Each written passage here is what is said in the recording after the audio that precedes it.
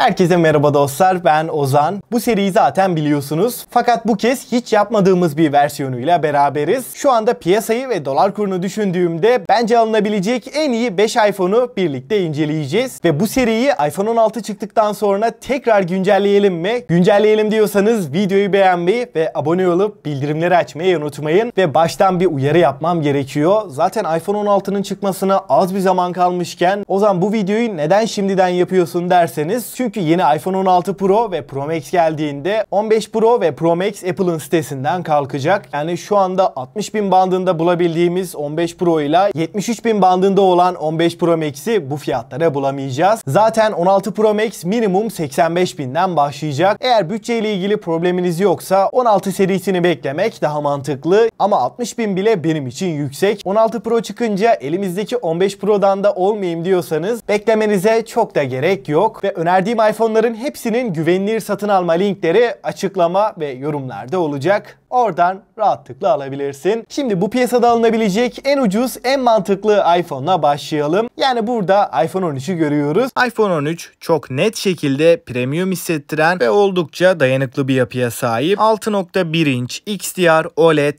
Retina bir panelle gelirken dokunmatik hassasiyeti, tepkisellik yönünde de çok başarılı olduğunu söylemem gerekiyor. 60 Hz olması evet bir dezavantaj. Desteklediği teknolojilerde yok diyebilirim. 5 nanometre A15 Bionic bizlerle birlikte. Geekbench 6'da iPhone 13 şu anda Android'in en tepesinde olan cihazlarla başa baş seviyede. iPhone 13'ün ana kamerası 12 Pro Max ile birebir aynı. Sensör Shift OIS desteğiyle 12 megapiksellik çok iddialı bir kamera burada kullanılmış. Ön kamerada 12 megapiksel 4K 60 FPS desteğini görebiliyoruz. Genel kamera deneyimi fiyatını tam olarak hak ediyor. Batarya kısmında da 3227 mAh batarya ve 20 Watt hızlı şarjla beraber geliyor. İkinci sırada 40.000 ile 50.000 bandında bence en mantıklı iPhone 14 Plus. Elinize aldığınızda çok net şekilde premium hissettiren ve oldukça dayanıklı bir yapıya sahip. Ekran tarafında da 6.7 inç XDR OLED Retina bir panelle gelirken ekranın renk doğruluğu, kontrast oranı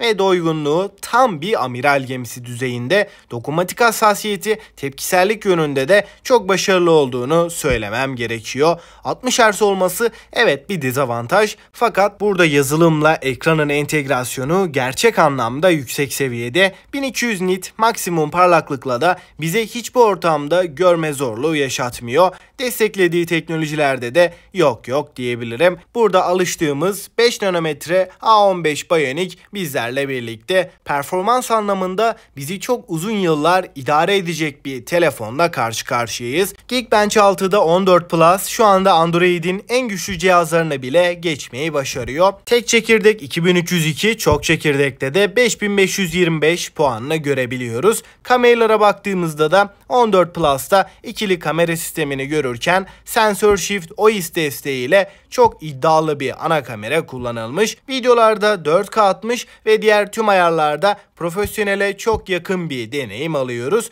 Bu telefonu alıp içerik üretimi için de kesinlikle kullanabilirsiniz. Ön tarafta 12 megapiksel ve 4K 60 FPS bir kameramız var. Batarya tarafında da piyasanın en iyi telefonuyla beraberiz. 4325 mAh'lik bir batarya ve 20 Watt hızlı şarjla beraber geliyor. Tabii ki kablosuz şarj desteğimiz de var. Batarya olarak tartışmasız şekilde rakipsiz bir amiral gemisi diyebilirim. Hoparlörler oldukça kaliteli. Dolby Atmos desteğini de tabii ki burada görebiliyoruz. Üçüncü sırada 50.000 bütçeyle iPhone 15 önümüze çıkıyor. Tasarımsal açıdan iPhone 15'e baktığımızda arka tarafta iPhone 13'ten beri süregelen aynı tasarımı görebiliyoruz. Fakat kameralar büyümüş durumda ve renk seçenekleri de yenilendi. Malzeme yapısı olarak da alüminyum bir kasa ile karşılaşıyoruz. Burada çok bir değişiklik yok. Ancak tasarım noktasında en büyük farklılık ön tarafta önümüze çıkıyor. Çentik tamamen kalkmış durumda. Pro serisinde gördüğümüz Dynamica da artık iPhone 15'e entegre edilmiş. Ekran yönündeki geliştirmeler parlaklık tarafında da devam ediyor. 2000 nit maksimum parlaklığı görebiliyoruz.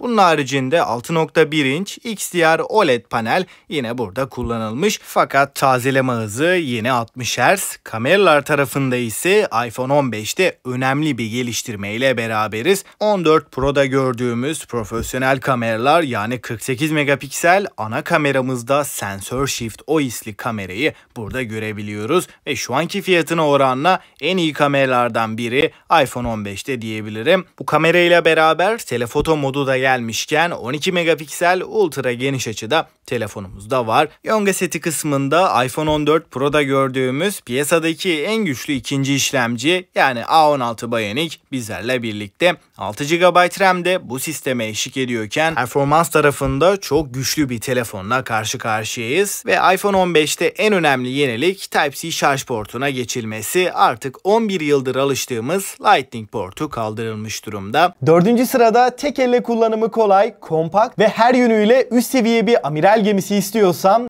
iPhone 15 Pro önümüze çıkıyor. Ekran kısmında da tasarımda olduğu kadar başarılı bir telefondan bahsediyorum. Burada 6.1 inç Apple'ın Super Retina XDR OLED panelini görüyoruz ve bu ekran normal bir 120 Hz değil. Burada ProMotion teknolojisine sahip, yani yenileme hızı kullandığımız uygulamaya, yaptığımız işe göre 1 Hz'e kadar düşerken 120 Hz'e kadar çıkabiliyor ve bu dengeyi çok iyi bir şekilde ayarladığını belirteyim. Pil tasarrufu açısından da önemli bir katkı sağlıyor ve Yonga seti kısmında Apple'ın ve dünyanın en gelişmiş mobil chipsetiyle karşı karşıyayız. iPhone 15 Pro'da Apple'ın A17 Pro yongasını görüyoruz. 8 GB RAM, 128, 256, 512 ve 1 TB'lık 4 farklı depolama ile geliyor. Performans anlamında üstünde çok durmaya da açıkçası gerek yok. Kamera kısmında da performanslı olduğu kadar gelişmiş bir kamera sistemi önümüze çıkıyor. 48 megapiksel sensör bazlı OIS desteği, 7 elementli lens, HDR ve Dolby Vision'la beraber 4K 60 FPS'te kayıpsız videolar çekebiliyoruz. Açıkçası buradaki kamera deneyimi çoğumuz için profesyonel kamerayı da bıraktıracak düzeyde. Ön tarafta da OIS harici 12 megapiksellik aynı donanıma sahip bir kamera bizlerle beraber. Suya ve toza karşı da en üst düzey dayanıklılıktan bahsediyoruz. Aynı şekilde kablosuz bağlantılarda da bir telefonda kullanılabilecek en üst düzey teknolojilerle beraberiz. Ve son sırada açıkçası şu anda genel telefon piyasasını düşündüğümde hem kamera hem performans hem de deneyimiyle benim favorim iPhone 15 Pro Max. iPhone 15 Pro Max malzeme kalitesi yönünde dünyanın en premium, en dayanıklı telefonu diyebilirim. Burada titanyum bir yapıyı görürken hem güçlü hem de hafif bir telefonla beraberiz ve buna bağlı olarak da iPhone 15 Pro şu ana kadar çıkmış en ince, en hafif Pro model diyebilirim. Fırçalanmış kenarlarıyla da tasarım yönünde gerçekten muazzam bir telefon olmuş. Action butonunun gelmesiyle de sessiz alma tuşu kalkmış durumda. İstediğimiz kısa yolu bu Action butonuna atayarak rahatlıkla özelleştirebiliyoruz. Gerçekten kullanım kolaylığını artıran detaylardan. Ekran tarafında da 6.7 inç ProMotion 120 Hz OLED bir ekranla gelirken zaten ekranla ilgili söylenebilecek herhangi bir söz yok. Gerek tepkisellik gerekse deneyim açısından tam bir amiral gemisi olduğunu net bir şekilde hissettiriyor. Yonga seti kısmında da dünyanın en güçlü işlemcisiyle beraberiz. A17 Pro çipini burada görürken aynı zamanda dünyanın ilk 3 nanometre işlemcisini görüyoruz. Neural Engine yapay zeka sistemi de A16 Bionic'e göre 2 kat hızlanmış durumda. Bu telefonla yapabileceğimiz şeylerin neredeyse sınırı yok diyebilirim. Ray Tracing desteğiyle de oyun tarafında da çok daha iyi bir seviyede grafik performansı alabileceğiz. Performans anlamında muazzam bir telefondan bahsediyorum. Aynı şekilde kameralar kısmında da piyasanın en iyi telefonu diyebilirim. 48 megapiksellik sensörümüz daha da büyümüş durumda. Kameralardaki en önemli geliştirme farklı milimetre seçenekleriyle fotoğrafları rahat bir şekilde çekebileceğiz. Gece çekimleri de daha geliştirilmiş bir halle önümüze çıkıyor. Derinlik ve odak kontrolüyle beraber çok daha iyi portreler çekebileceğiz. 12 megapiksel 5x optik zoom yapabilen bir kamerayı da burada görüyoruz. Videolarda şimdiye kadarki en gelişmiş stabilizasyondan bahsediyorum. Zaten video performansı iPhone'larda hep iyiydi. Burada 4K 60 FPS ProRes videoları da 15 Pro Max'e getirdiler. Baktığımız zaman kamera anlamında da dolu dolu bir telefondan bahsediyorum. 11 yıldan sonra artık Lightning portu tarih olmuş oldu. USB 3.0 destekli Type-C şarj girişini görebiliyoruz ve bu sayede veri aktarımı 20 kata kadar hızlanmış durumda. Batarya kısmında herhangi bir geliştirme yok, ancak verimlilik arttığından batarya performansı bir kademe daha iyileşmiş durumda. Dostlar, şimdi en önemli kısım, yani bu 5 cihazla ilgili son bir değerlendirme yaparsam, eğer bütçem çok yüksek değil, kamera ve performans olarak sağlam bir telefon istiyorum ve aldığımda beni en az 4-5 yıl uzun ömürlü götürsün diyorsanız iPhone 13 hala mantıklı, ama bütçeyi biraz daha artırabiliyorsak hem büyük ekranlı hem de batarya yönünde 15 Plus dışında hiçbir rakibi olmayan iPhone 14 Plus 47.000 civarı fiyatıyla çok mantıklı. Ama benim için işlemci ve kamera daha önemli ve büyük ekrana da ihtiyacınız yoksa bütçeyi 3-4 bin daha arttırıp iPhone 15 almak daha mantıklı ve benim için tek elle kullanım daha önemli. Ama ne kameradan ne de performanstan kısmak istemiyorsam 15 Pro'nun 256 GB'lık modeli şu anki piyasada sadece iPhone'lar içinde değil, diğer amiral gemilerini düşündüğümde gerçekten mantıklı bir konumda. Ama özellikle de telefonu elimden düşürmüyorsam büyük ekran benim için birinci öncelikse, şu anda sadece iPhone'lar içinde değil,